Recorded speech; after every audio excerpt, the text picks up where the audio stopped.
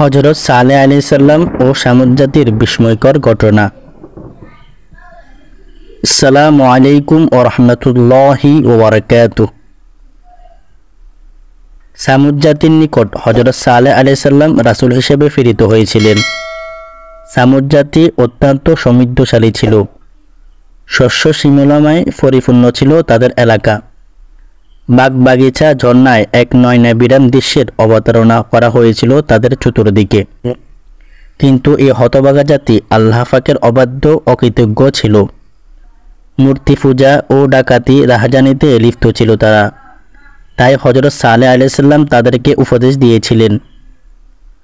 হযরত সালেহ আলাইহিস সালাম কওমের লোকজন যখন তার দাওয়াতের দরম্ভ বিরক্ত হয়ে গেল, তখন তাদের গোত্রের কিছু লোক কতিপয় ব্যক্তি জনতার সামনে হযরত সালেহ আলাইহিস সালামকে বলল যে, সত্যি যদি তুমি আল্লাহ পাকের প্রেরিত নবী হও, তাহলে এই ব্যাপারে কোনো মুজিজা বা নিদর্শন দেখাও, এতে আমরা তোমার সত্যতায় বিশ্বাস করব।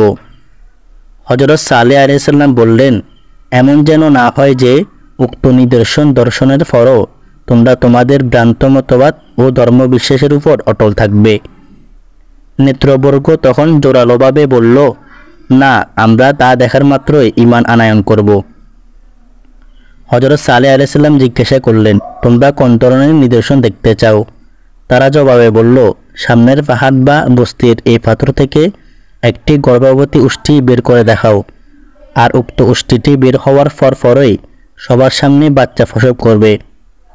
তারপর হযরত সালেহ আলাইহিস সালাম আল্লাহ তাআলার দরবারে দোয়া করলেন। ফলে তখন উক্ত পাত্র থেকে একটি গর্ভবতী উষ্ট্রি বেরিয়ে আসলো এবং সাথে সাথে একটি বাচ্চা প্রসব করল। এ থেকে তাদের নেত্রবর্গের মধ্য হতে জুনদা ইবনে ওমর তখনই ঈমান নিয়ে আসলো।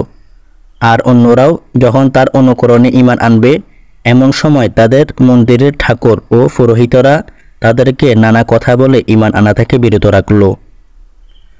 হযরত সালেহ আলাইহিস সালাম কওমের সকলকে বিভিন্নভাবে বোঝালেন। তিনি বললেন, দেখো, তোমাদের কামনা মতোই এই উষ্ট্রি প্রেরিত হয়েছে। আল্লাহ তাআলা এটাই সিদ্ধান্ত করেছেন যে এর জন্য ফানির ফালাদ নির্দিষ্ট থাকবে। একদিন এই উষ্ট্রি আরেকদিন অন্য সকল লোকজনের ও তাদের পালিত পশুর জন্য নির্দিষ্ট থাকবে। আর সাবধান, এর জন্য কোনরূপ কষ্ট না হয়। এর যদি কোনরূপ কষ্ট হয়, তাহলে তোমাদের উপর বড় বিপদ নেমে আসবে। বেশ কিছুদিন পর্যন্ত এর দ্বারা বহাল থাকলো। বহু লোক তার দুধ দ্বারা উপকৃত হলো। তবে ধীরে ধীরে তাদের মধ্যে এই বিষয়টি অসহনীয় হয়ে উঠল। তাদের পরস্পরের মধ্যে পরামর্শ ও ষড়যন্ত্র হতে থাকলো যে এই উষ্ট্রিকে মেরে ফেলতে হবে, যাতে ফালা বন্টন থেকে মুক্তি লাভ হয়। কেননা এটা আমাদের নিজেদেরও ও আমাদের পশু পাখিদের জন্য অত্যন্ত দুর্বিষহ ব্যাপার হয়ে দাঁড়িয়েছে। আমরা সবাই এর দরম্ভ কষ্টের শিকার হচ্ছি, তবে তাকে হত্যা করার কারো হিম্মত হচ্ছিল না। পরে সামুদ নামক জনৈক সুন্দরী ধনবতী রমণী নিজেকে মিজদা নামক ব্যক্তির সামনে এবং উপর ধনবতী রমণী উনাইজা তার সুন্দরী কন্যাকে কাইদার নামক ব্যক্তির সামনে এই কথা বলে পেশ করল যে তারা যদি উক্ত উষ্ট্রিকে মেরে ফেলতে পারে, তাহলে এরা তাদের মালিকাধীন হয়ে যাবে, তাদেরকে বিবাহ করে আনন্দ উপভোগ করবে।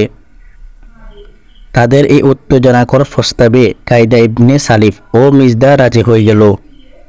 তারা সিদ্ধান্ত নিল যে উষ্ট্রির চলাচল পথে আত্মগোপন করে বসে থাকবে। উষ্ট্রিটি যখন মাঠের দিকে যাওয়ার জন্য বের হবে, তখন আতর্কিত তার উপর আক্রমণ করবে। এই ব্যাপারে তারা আরও কয়েকজন লোকের সহায়তা কামনা করল এবং তারা তাতে সম্মত হলো। মোট কথা, উপযুক্ত সিদ্ধান্ত মাফিক উষ্ট্রিকে হত্যা করে ফেলল।